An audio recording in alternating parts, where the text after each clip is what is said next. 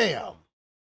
Well, it's been a few days since July's free 1.9 update dropped in GT7, and overall, let's discuss how it's been. So with any game update, there are hits and misses, so let's take a few minutes to cover what about the update is good, what isn't, and finally, some thoughts around the current state of the game. More so, should you be considered jumping back in, debating continue on playing, or even picking it up for the first time. So this will not be a detailed dive of all the patch notes. I've linked them in the description for your own reference, but I wanted more so to provide some perspective on the update and the overall game direction. What I'm going to cover are things that I feel are more important components, any new content, as well as any outstanding issues in the community. So first, what's good about 1.19? The new cars are just great. Granted, I haven't had a chance to tune the Maserati yet, but I spent a lot of time messing around with the Nissan Skyline and the Porsche Spider, and they are amazing additions to the game. They're absolutely worth the price and can compete on multiple tiers of races. In terms of the PD drip-fed content, while I'd like to have more cars introduced as we're still short of the 1,000 in previous titles, should they continue to put in quality vehicles like this, I'm kind of okay with a slow release each month. The new Spider might be one of my favorite road cars in the game. Given the performance and the stats, I'm fairly confident that this car will be adjusted or potentially nerfed in the future, but either way, it's a fantastic car to have in your garage. I'll have more tunes for these cars shortly, so be sure to subscribe if you're looking for these in the future. I'll be sure to link anything up top now, if that's what you're looking for. The second part that was alright was the cafe update. With the addition of the new cars, 6 new events were added to the world map, of which 4 of these were new cafe menus, 2 core and 2 bonus. For the core menu, I've got to be honest, the new Neo Classic competitions races, well they kinda sucked. It's not because they're hard or because they had a massive difference in results depending on the difficulty. I feel like the track selection for these particular cars wasn't great. With the exception of the Red Bull Ring, you can't really stretch or push the cars to their full potential. And in addition, the Mazda 787B just dominates these races, like it's not even close. And that's not even really due to technical performance of the car, it's mostly related to the fuel consumption. I just feel like it's a gap and a missed opportunity. Now on the other hand, the Hypercar menu parade was just incredible, I loved it. I completed it a few times, once with the near stock Hypercar, and once with the new 918 Porsche Spider, completely maxed out and it just dominated. Both were great experiences, the track selection was great for these hypercars, and the races seemed well balanced. And without the need to pit or tire wear, I just had a lot of fun burning around the track, listening to the cars as I worked through the field. In terms of the bonus menus though, this is a bit of a rant. I still hate having parts and engines I want locked behind roulette tickets. I think it's lazy and poor game design. I'm not a huge fan of gambling or microtransactions in any game, but I understand the need for it nowadays, but when it locks content, I just feel like it's a raw deal. I feel like their MTX roulette system is just poorly implemented. I don't have a ton of extra time, so while I'd rarely use microtransactions, in GT7 I would consider it if the value offering was better. I likely would support PD with transactions if they were reasonably priced and on content that I see value investing. So nothing crazy, but on occasion would I pay $5 to unlock an engine I wanted in the store?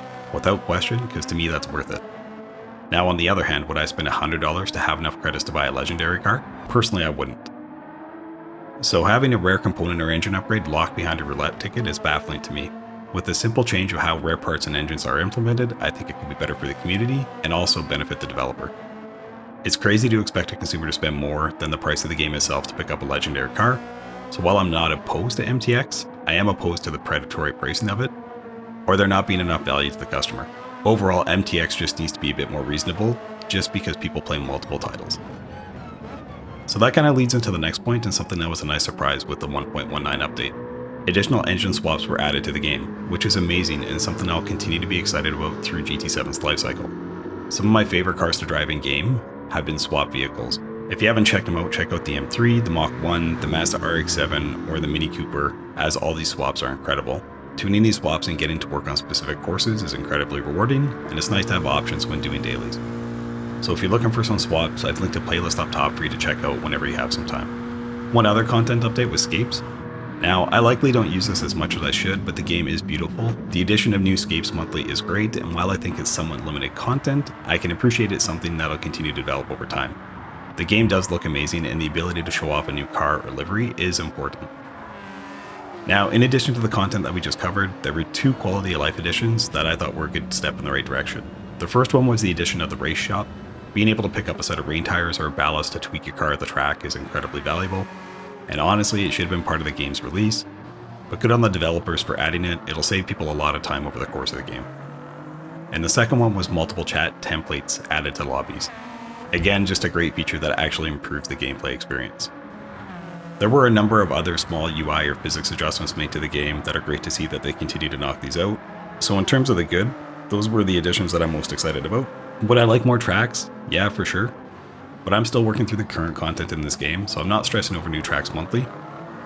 Hopefully they continue to add them relatively often. Once every 3 months likely isn't going to cut it long term. And even if it's not entirely new tracks, additional events involving more Ranger cars would be appreciated. So that's what I felt was good. Let's talk about what's still an issue. And these are just my opinion, but by all means, if I missed something or you feel differently, let me know in the comments below. But here's my take on where the game still has some issues.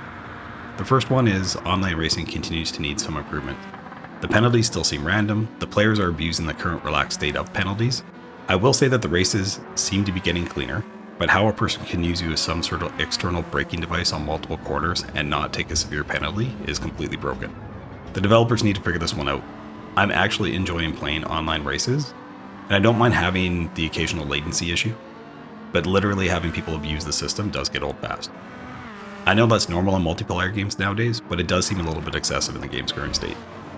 Second one is just the rating gaming. People continue to tank their ratings so they can just dominate in a lower lobby. I feel like it could be easily counteracted by somehow monitoring a person's trend long term. These players are likely well outside the curve of normalcy to be able to do this continually. So this isn't a game breaker by any stretch, but it undermines the entire rating system which PD has established as a core component of multiplayer. So you really shouldn't be able to work around it. For that reason, it should be fixed as a priority. The third one would be selling cars. I don't think this one is a huge deal because I think when they implement it, it's likely going to be of low value anyways. If anything, it'll just upset people more when you get 15% of the total value on resale, but this one is just more so for my OCD. I just want a super clean garage. The reason I have multiple cars in most cases is because I keep on getting the same cars from your goofy roulette system anyways, so just give me my 5k credit reward and save the middleman here. And payouts. So I love the fact that we have 3 to 4 decent races to grind on, but there still should be more. Just make another 3 or 4 events in different tiers that we could use to grind credits for. I've got like 20 to 30 tunes I can rotate through when I need to do my dailies or credit grind, but it's always on the same tracks. We've got so many tracks in the game and not all of them need to be used, but PD could easily add a few more events to give the game a bit more variety. So on payouts, sports mode should pay more.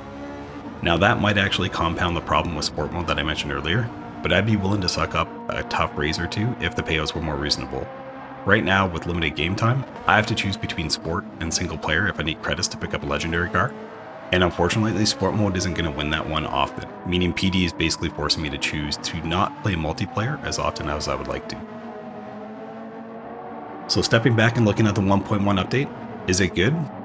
Overall, yeah, having sunk some time into over the last week, I thought it was solid. PD continues to go in the right direction. It does appear as though they are listening to the community and making adjustments monthly that are well thought out and improve the overall experience. Is there a lot more work to be done? Yeah, for sure. The game has some serious long-term potential, and these small invested updates absolutely will work in the long term. In thinking about this update, I try to ask myself if I'm having fun playing the game, and yeah, without a doubt, I absolutely love GT7, and this update's improved more than it hurts. I haven't been quite pulled into a Gran Turismo game like this probably since GT4, so GT7 remains a bit grindy, but only when I want to pick up a car that's 10 to 20 million, which I don't need for any specific content. So when I'm tired of the game, I take a day or two off, and I come back excited to play. It's one of the few titles in years that I actually feel like I got the value from my purchase on day one, and that feeling is still there after 1.19. But overall, I've put considerable time into this game, a combination of tuning, racing, and online multiplayer, and it's still one of the best AAA titles I've seen in years. So if you're on the fence of jumping back in, or interested in testing out the game as something new, honestly, you can't go wrong. I've still got hundreds of hours of gameplay ahead and will continue to race, collect, and tune for the near future. And that's it. Let me know your thoughts in the comments below. Again, the goal of this video isn't to give a deep dive of the entire update, but I wanted to provide some insight and perspective. Should you be an avid GT7 player, or someone sitting on the fence to purchase, I hope this helps. This content is somewhat different from what I usually provide on the channel, so let me know if you like this kind of video and want to see more in the future. Either way, I've got a dozen or so cars I want to work through on my shortlist, and I'm enjoying creating high quality and hopefully helpful content for the community. As always, if you appreciate my content and feel I've earned it, please like and subscribe. And if you're looking for more GT7 info, tunes, or just conversation, feel free to join the Discord. Thanks again, and take care.